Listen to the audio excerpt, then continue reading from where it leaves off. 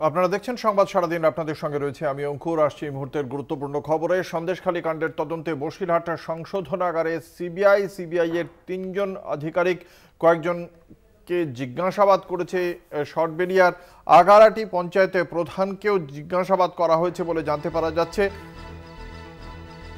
CBI আজ বসিরহাটের যে সংশোধনাগার রয়েছে, বসিরহাট মহকুমা সংশোধনাগারে আজকে সিবিআই তদন্তকারী আধিকারিকদের একটি দল সেখানে গিয়ে পৌঁছেছিল। বেশ কয়েকজনকে জিজ্ঞাসাবাদ করা হয়েছে বলে জানতে পারা যাচ্ছে। কথা বলবো, আমাদের সঙ্গে রয়েছেন আমাদের প্রতিনিধি সঞ্জিত চক্রবর্তী। সঞ্জিত, ঠিক কোন মামলার প্রেক্ষিতে কাদেরকে জিজ্ঞাসাবাদ করেছেন সিবিআই এর তদন্তকারী আধিকারিকরা, কি জানতে পারা যাচ্ছে? দেখো, তুমি জানো ইতিমধ্যে সন্দেশখালী কাণ্ড নিয়ে পুরো তদন্তভার অর্থাৎ ইডি আক্রান্তের ঘটনায় কিন্তু সেই তদন্তভার সিবিআই আধিকারিকদের দেওয়া হয়। আদালতের নির্দেশে সেই তদন্ত চলছে। ইতিমধ্যে দফায় দফায় বিভিন্ন জায়গায় যেমন জেরা চলছে।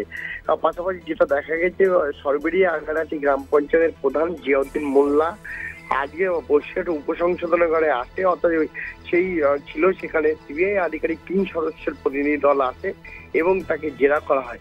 দেখে যেটা জানা গেছে, নেজাতে ৯ নম্বর কেসে অর্থাৎ চলতি বছরের যে ৫ই জানুয়ারি ইডি আধিকারিকরা যে আক্রান্ত হয়েছিল, বিশেষ করে সেই আক্রান্তের ঘটনায় যে ভিডিও ফুটেজে জিয়াউদ্দিন মোল্লাকে দেখা গিয়েছিল এবং এর সঙ্গে কিভাবে জড়িত, কেন ওখানে গিয়েছিল, পুরো বিষয়টাই দফায় দফায় তাকে জিজ্ঞাসাবাদ করা হচ্ছে।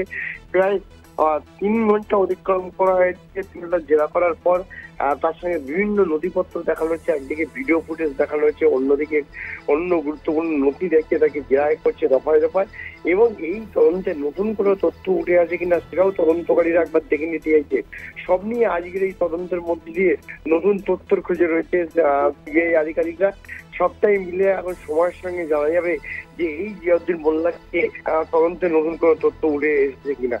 অঙ্কুর, ধন্যবাদ। আমাদের সঙ্গে ছিলেন আমাদের প্রতিনিধি সঞ্জিত চক্রবর্তী।